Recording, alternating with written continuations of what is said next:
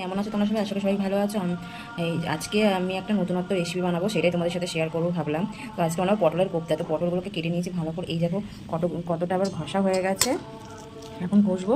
তো চলো তোমরা দেখতে থাকো কী করে আমি বানাচ্ছি, তোমাদের সাথে পুরোটাই শেয়ার করবো। ওকে সব ঘষে নিয়েছি, ঘষে নিয়ে পেঁয়াজ কুচি, লঙ্কা কুচি, জিরের গুঁড়ো, একটু রসুন বাটা, লঙ্কার গুঁড়ো সব আর বেসন দিয়ে আর হলুদ গুঁড়ো দিয়ে ম্যারিনেট করবো। ম্যারিনেট করে তারপর বড়া ভাজবো, কোপ্তা বানাবো। আর এখানে সব মশলার জন্য কেটে নিয়েছি হলো পেঁয়াজ, আর রয়েছে লঙ্কা, আদা, রসুন, আর এদিকে আছে টমেটো। পটলের কোপ্তা বানাতে দিয়ে দিয়েছি, তেলের মধ্যে ভাজা হচ্ছে। আর এখানে আলু দিয়েছি, মানে আমি আলু দিয়ে কোপ্তা করবো। কোপ্তা আলু ছাড়াও হয়, তোমরা চাইলে আলুটা না দিতেও পারো। আর এখানে আমার মশলা হয়ে গেছে, জিরে, গোটা জিরে, রসুন, আদা, লঙ্কা, পেঁয়াজ বেটে নিয়েছি। আর কিছুটা এই পেঁয়াজ এখানে কুচিয়ে রেখেছি দেবো বলে, কষতে থাকবো। এখানে কড়াইতে তেল দিয়ে দিয়েছি, তারপর দিয়ে দেবো গোটা জিরে,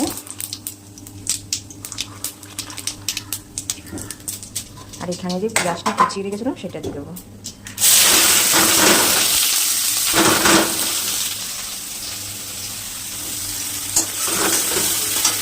দিচ্ছি একটা গোটা টমেটো আর পরিমাণ মতো নুন।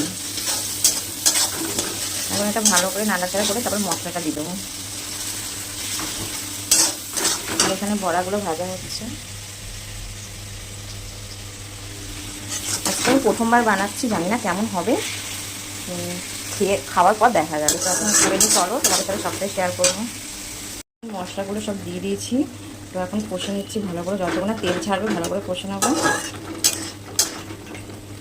আর এখানে যে বড়াগুলো ভেজে তুলে রাখছি, দেখো এখানে মশলা থেকে তেল ছেড়ে এসেছে। এখন আমি আর একটু কষবো, কষে তারপর জল দিয়ে গরম মশলা দিয়ে বড়াগুলো দিয়ে দেবো। এখানে বড়াগুলো ভাজা চলছে।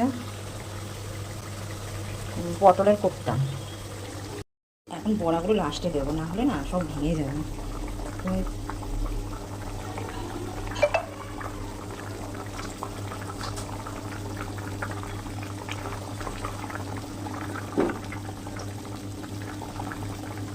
আরও বড়া ভাজা রয়েছে, আরও বড়া ভাজা চলছে। সবগুলো দেবো না, যে কটা খাবো এখন রাত্রিবেলা সেই কটাই দেবো না। আর পটলের কোপ্তা পুরোপুরি রেডি হয়ে গেছে।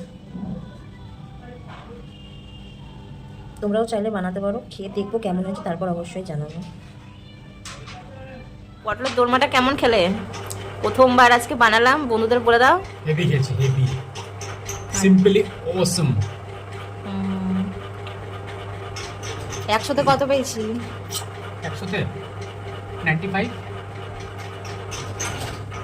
5 মার্কস আমার হাতে।